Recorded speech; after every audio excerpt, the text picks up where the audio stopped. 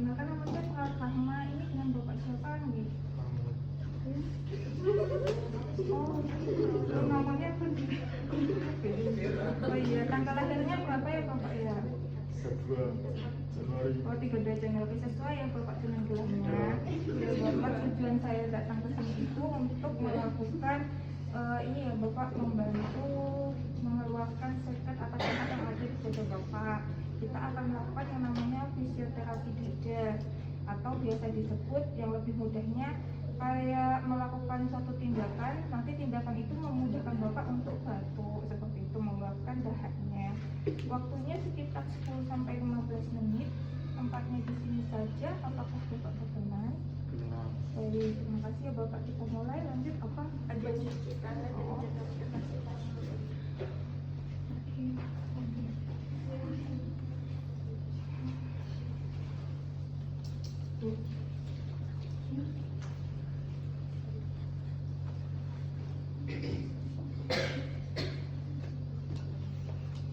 tutup tirai ya,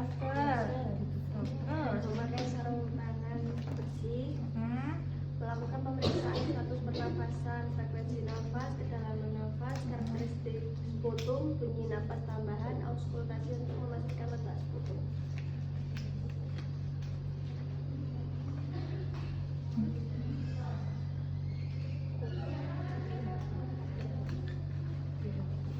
Apa yang pertama? Frekuensi nafas.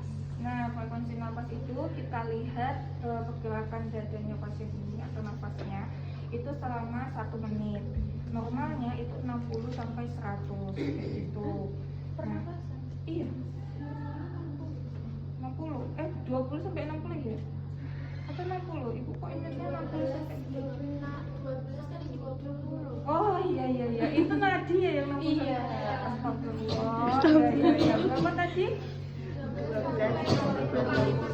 12 sampai 20 atau 24? 20? 24 Ibu. 24. 12 sampai 24 sudah kita cek Bapak ternyata 15 kayak gitu, normal. Terus apa lagi? Kedalaman nafas. Kedalaman nafasnya kita lihat. Kalau saya dulu saya tuh lihat kayak gini, ada nggak pergerakan nafasnya gitu, atas naik dalam enggak, atau pak itu terlalu dalam karena misalkan kayak gitu, atau biasa kayak gitu. Nah itu bisa dilihat, maaf ya Dek ya, kayak gini kita lihat pergerakannya kayak gitu. Kalau saya dulu waktu sekolah seperti itu gitu. Apalagi Karakteristik sputum. karakteristik sputumnya, sebelumnya ya, sputum itu kan dahak ya kayak gitu. Nah biasanya kan kita itu melihat pasien itu, misalnya kita lihat dulu, oh ternyata pasien ini dahaknya misal berwarna hijau kayak gitu. Terus habis itu kesulitan mengeluarkan dahak, barulah kita datang untuk fisioterapi dada kayak gitu. Apa lagi? Bunyi nafas tambahan. Ada nggak pernah lihat orang yang nafasnya? Nah itu ya. Terus apa lagi?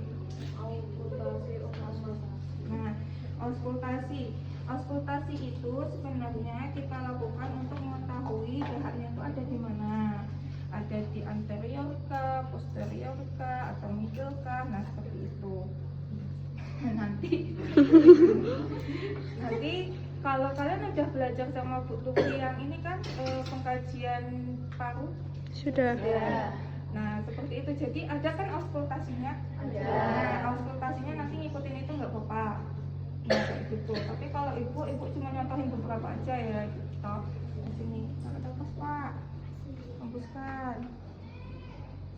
Tarik nafas Pak, hembuskan. Nah kayak gitu sampai selesai yang auskultasi yang kemarin adik belajar. Ternyata setelah itu kita dengar ada suara rongki. Rongki itu suara yang terdengar apabila pasien itu ada dahaknya di bagian paru-paru kayak gitu.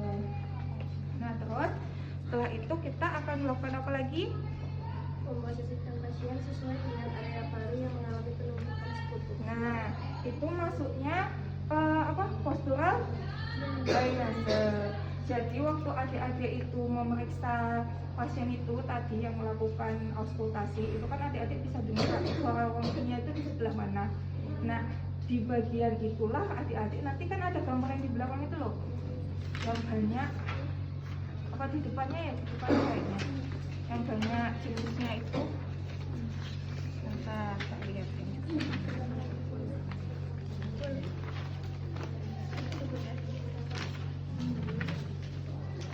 Nah ini, yang ini postural drainase itu bentuknya seperti ini.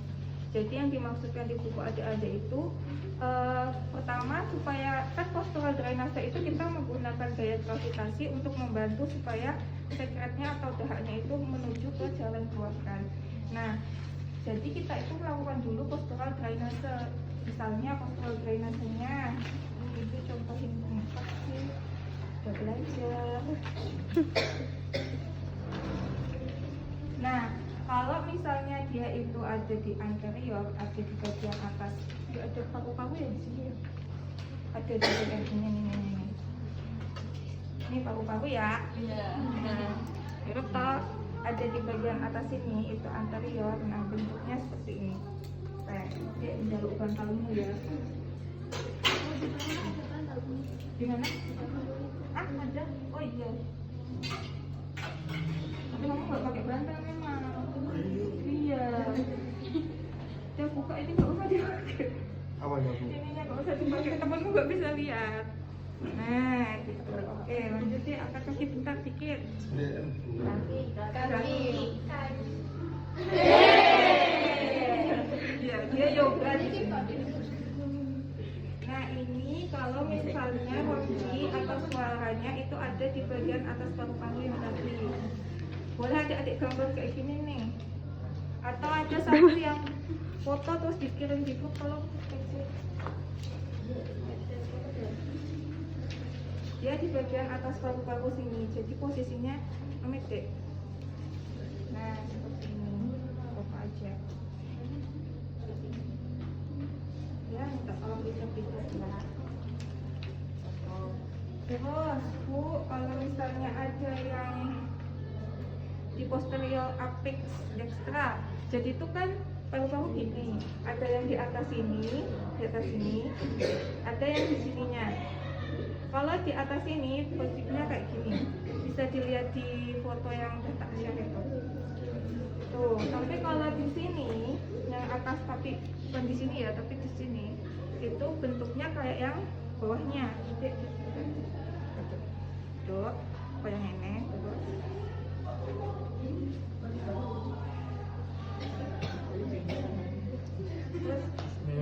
Iya, betul. Tapi udah belajar dong, ya? Aku lihat ini. Nah, ini kalau misalnya ada di bagian atas tapi yang di sini, itu nggak ibu gambar soalnya tadi nggak sempat belajar. Terus lagi, kalau rongkinya di anterior dextra, kayak mana Bu? Nah, yang di tengah sini ya, itu adiknya tidur kayak tadi. Jadi yang bedain yang tadi itu yang pertama itu ininya agak naik ke atas, yang pertama ini kayak gini. Tapi yang ketiga itu bedanya ini agak dipakai jadi kayak gini. Gambarnya jelas nggak? Jelas. Terus yang rongki yang keempat, middle lobe dextra and superior. Nah itu kalau di bagian tengah dan bawah superiornya. Adiknya. Nah.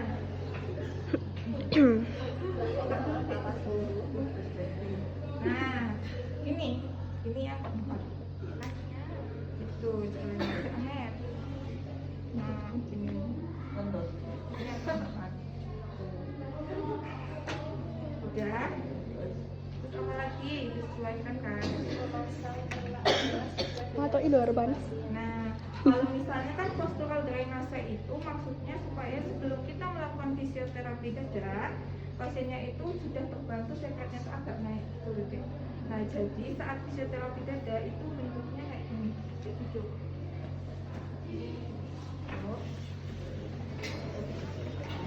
Duduk biasa, nah seperti ini. Terus dikasih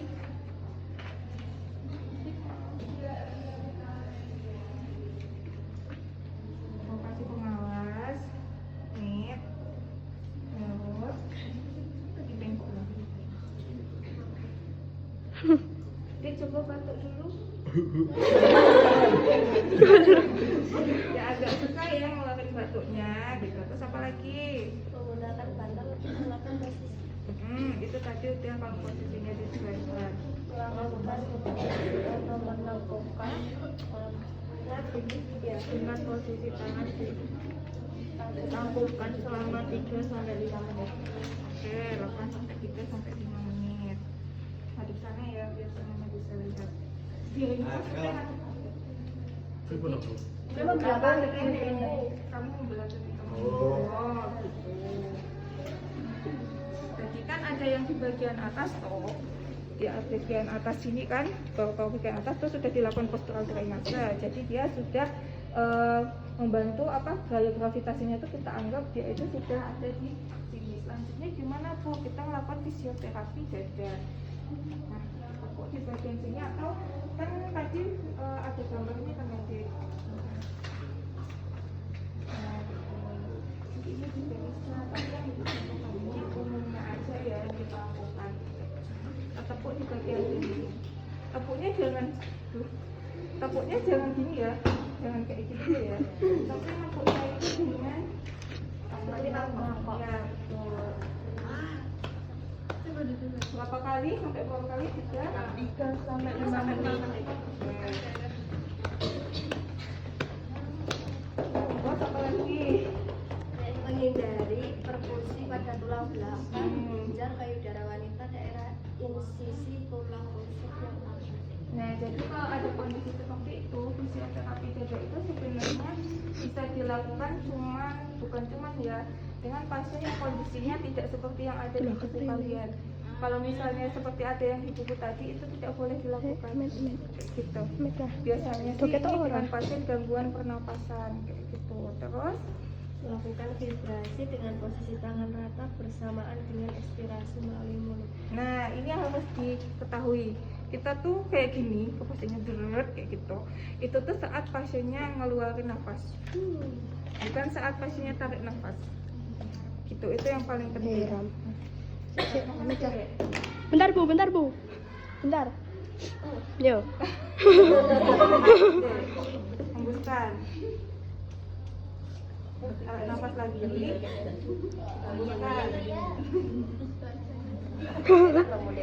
Tarik nafas lagi. Hembuskan. Oke, kayak gitu. Terus nanti Kan baru efektif segera setelah prosedur selesai. nah, untuk batu efektif Ibu juga udah belajar. Jadi di tempat kalian itu kan tidak ada disebutkan batu efektif itu caranya seperti apa, seperti itu. Ini bisa mau difoto atau tak bacakan kalian nulis? Foto-foto. Ini aja ya.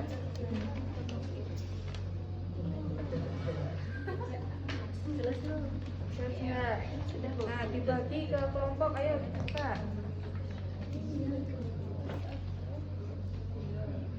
Udah dilihat semua. Oke.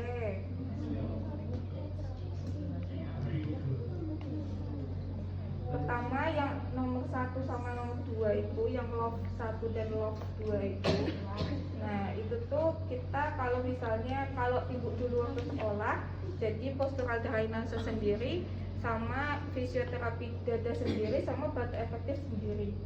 Jadi makanya ibu tulis jelaskan alasan dilakukan kayak awal kita orientasi itu toh. Tapi intinya itu ada di log yang ketiga. Minta klien untuk nafas dalam, tarik nafas sampai hitungan 2, hembuskan sampai hitungan 4. Setelah 3 kali nafas dalam, tarik nafas, kemudian minta klien untuk tahan nafas selama 3 detik. Jadi gini, cek, nyerek sih. Kalau sih taruh depan aku dong, nanti kamu batuk. Dipangku, gitu. Nah, maksudnya itu seperti ini.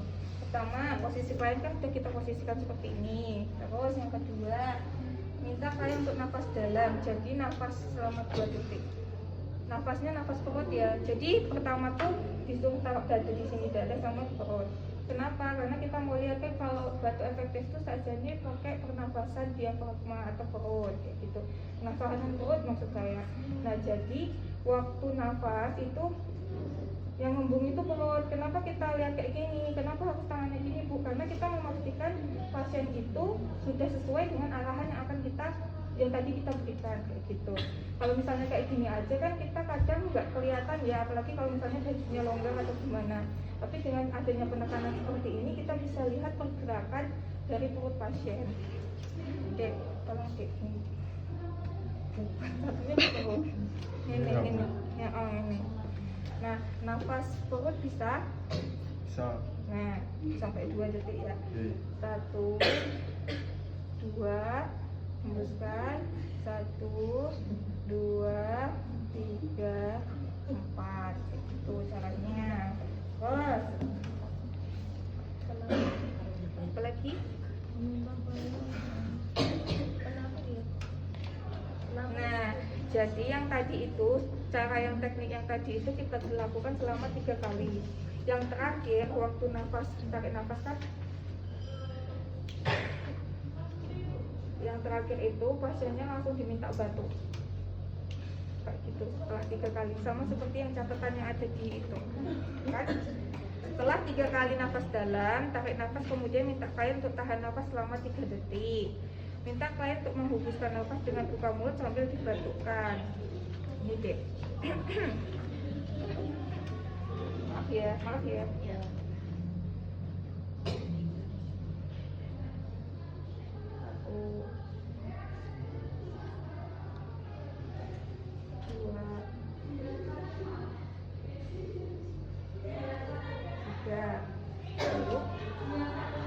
3 detik kayak gitu. Yang tuh kayak gitu. Kalau itu sakit biasanya ibu terapi kayak gitu dan alhamdulillahnya bisa keluar kakaknya. Apa lagi? Yang di sini aja. Nah, menampung sekutu pasien saat pasien itu batuk, itu tuh kita bisa pegangin atau bisa pasien megang sendiri, amit deh, pegang sendiri kayak gitu. Apa lagi? Membersihkan sputum. Nah, membersihkan sputum biasanya di mulut. Nah, ini kan ada kumisnya toh. Biasanya kan biasanya kalau batuk kayak gitu kan ada yang sudah di bagian mulut, yang nempel kayak gitu. Kita bersihkan pakai tisu.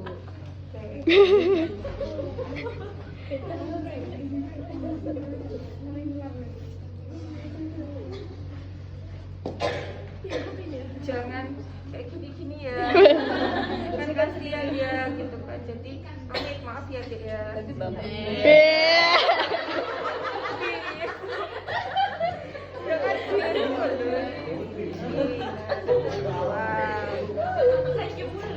Apalagi merapikan pasien dan alat-alat yang digunakan. Terus habis itu melakukan okultasi kembali kepada area keempat. Oke, kita bersihkan semuanya, kita taruh lagi di sana. Terus habis itu kita cek lagi dengan okultasi.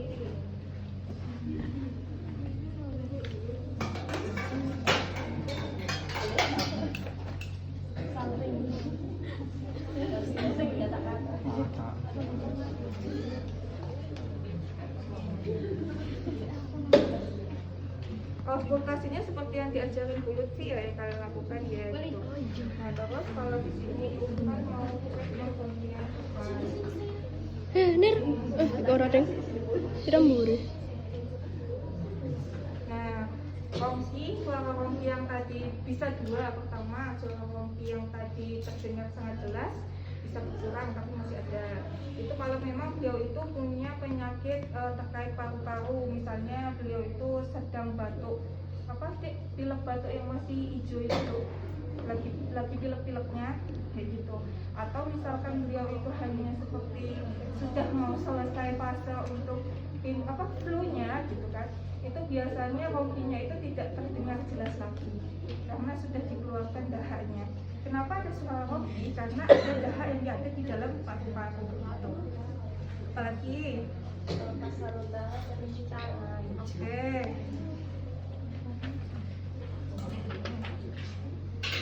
Oh wes oh. Udah baik cek weh. Udah burane. Nah, kamu ini ya. Apa? Balasi ya.